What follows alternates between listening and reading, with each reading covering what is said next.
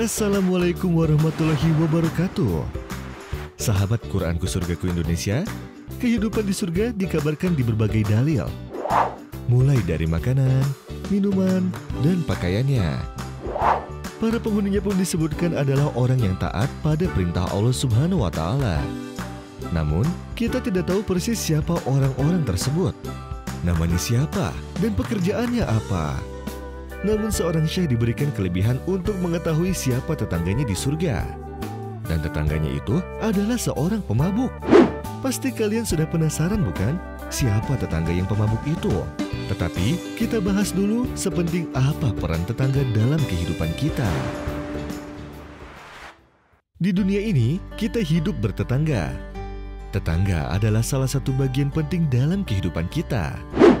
Karena itu kita diperintahkan untuk berbuat baik kepada mereka. Beribadalah kepada Allah dan jangan menyekutukannya dengan sesuatu apapun. Dan berbuat baiklah kepada kedua orang tua, kerabat, anak yatim, orang miskin, tetangga atau kerabat dekat tetangga, atau kerabat jauh, rekan di perjalanan, ibnu sabil, dan kepada budak yang kalian miliki. Sesungguhnya Allah tidak menyukai orang yang sombong dan membangga-banggakan diri. Al-Quran Surah An-Nisa ayat 36. Tetangga kita di dunia adalah orang yang paling dekat dengan kita. Kita dianjurkan untuk menjaga hubungan baik dengan mereka. Hal ini diabadikan dalam hadis.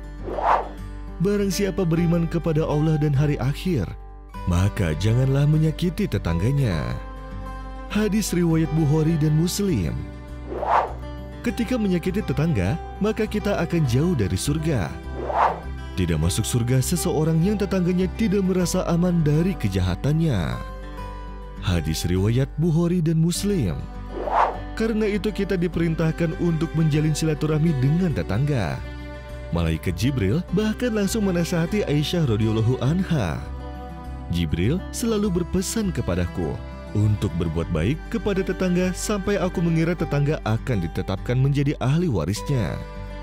Hadis riwayat Bukhari dan Muslim. Tak hanya di dunia, di surga kita juga akan hidup bertetangga dengan orang lain. Bahkan Rasulullah Shallallahu Alaihi Wasallam akan bertetangga dengan sahabatnya sendiri yang bernama Zubair bin Awam dan Tolhah bin Abdullah. Hal ini sesuai sabda Nabi Shallallahu Alaihi Wasallam. Tolhah dan Zubair adalah dua tetanggaku di surga. Hadis riwayat At-Tirmizi. Kalau Nabi Muhammad SAW nantinya akan bertetangga dengan sahabat-sahabat yang membantunya berdakwah, lain lagi dengan Abu Yazid Al-Bustami. Dia akan memiliki tetangga dari golongan pemabuk. Lantas, bagaimana bisa seorang yang alim bertetangga dengan orang yang bermaksiat? Ya, Abu Yazid Al-Bustami adalah seorang ahli tasawuf yang terkemuka. Ia sebenarnya bernama Abu Yazid Toifur bin Isa bin Saikon Al-Bustami. Orang tuanya adalah muslim yang taat, sehingga dalam hal nafkah mereka selalu berhati-hati. Abu Yazid tertarik pada pengalaman-pengalaman spiritual yang pernah dialami oleh Nabi Muhammad SAW.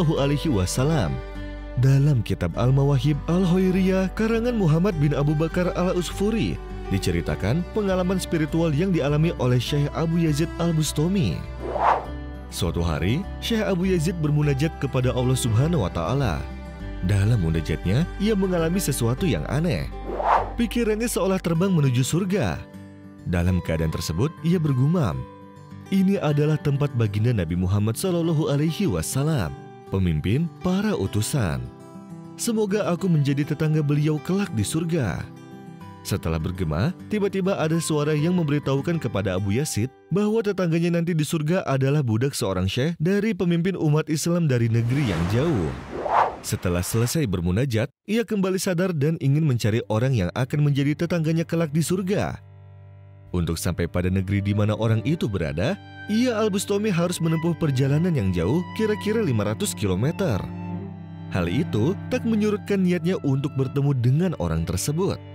Saat tiba di negeri tersebut, Syekh Yazid pun bertanya kepada orang-orang letak di mana budak Syekh yang dicarinya. Jawaban yang didapatkan Syekh Yazid pun sangat di luar dugaan.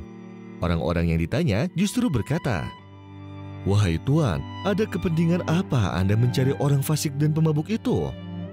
Didengar dari munajatnya. Jangan-jangan itu dari setan. Setelah berpikir bahwa perjalanannya sia-sia, dia pun berencana untuk pulang. Namun dalam hatinya terbesit dan kembali bulat untuk bertemu dengan orang yang akan menjadi tetangganya nanti di surga. Sehingga ia pun kembali bertanya kepada orang-orang tersebut. Orang-orang yang ditanyanya pun memberikan alamat dan berkata, biasanya ia disibukkan dengan minuman-minuman yang memabukkan di warung pojok kampung sana.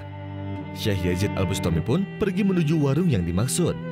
Dan alangkah terkejutnya ia ketika ia melihat ada kurang lebih 40 orang yang duduk. Dan di atas meja-meja di depan mereka dipenuhi dengan khamar. Pemandangan itu membuatnya putus asa. Dan saat itu ia yakin bahwa suara yang didengarnya saat ia bermunajat adalah suara setan. Ketika ia ingin berbalik hendak pergi, tiba-tiba seorang lelaki di tengah kumpulan pemabuk itu berkata, "Wahai Abu Yazid, wahai Syekh Al-Muslimin, mengapa engkau tidak duduk terlebih dahulu? Bukankah engkau sudah datang jauh-jauh dari kampung halaman ke negeri kami dengan berusaha keras?